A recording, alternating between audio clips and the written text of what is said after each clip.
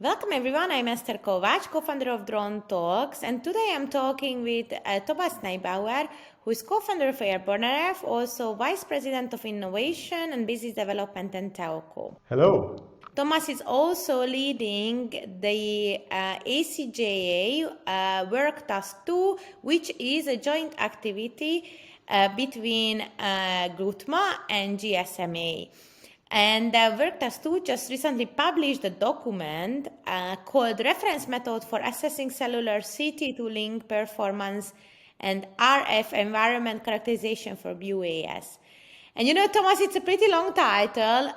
If I really would like to understand what does it mean, could you please summarize it? Well, in simple terms, what it does is in part one, it describes a reference method on how to measure and characterize the C2 link performance of a modem that is connected to the autopilot of a drone. So in practical terms, that means if a drone is operated and controlled through cellular networks, flying beyond visual line of sight, how to measure and how to characterize the C2 performance.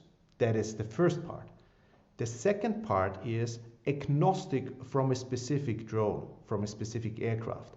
It allows cellular network operators to measure and characterize how well the terrestrial network is actually performing up in the airspace. And that is absolutely critical to answer the question, how well is your network performing for operations like BVLOS drones? That's great. So I understand that, but why is that good? How can we use it? Well, think about it differently. Everybody can measure something, but in order to compare the different measurements, you have to agree on a common baseline in terms of how you measure and what you measure.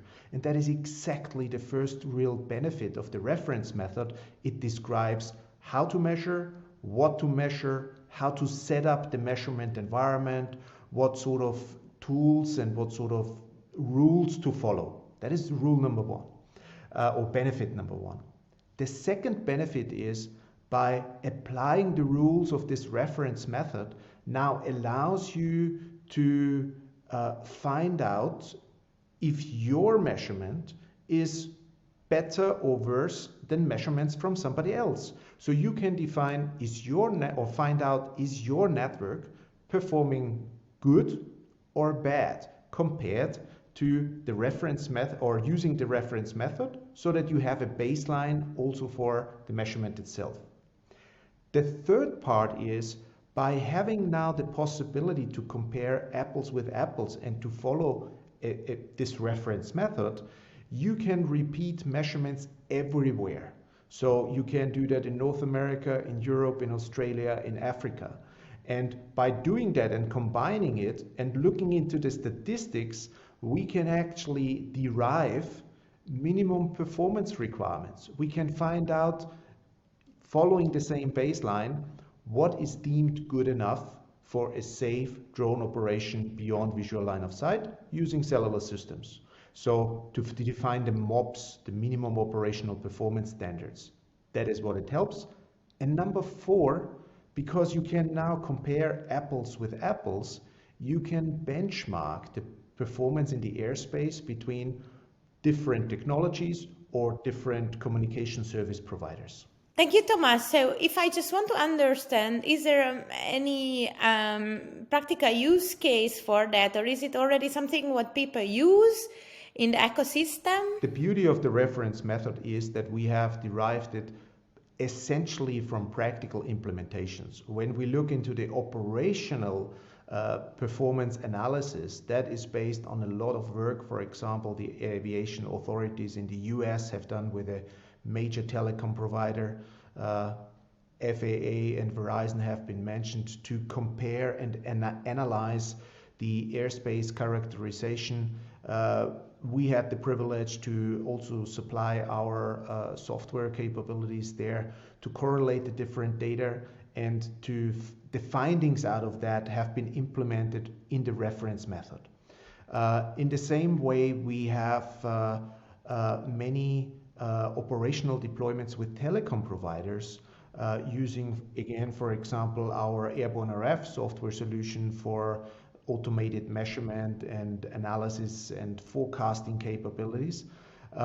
But also other solutions, and the telecom operators many times ask how to set up such measurements, where to measure, what should be the minimum number of measurements, which altitudes should be measured. So all of that is described from the practical capabilities and the practical implementations that we have, for example, with AirborneRF, but also others who have looked into how to, which parameters to measure, what is necessary to consider the 3GPP defined characteristics for a C2 data link package length, and so on. So all of these practical aspects are put in, and what we have achieved is actually to have aviation and telecom using now the first time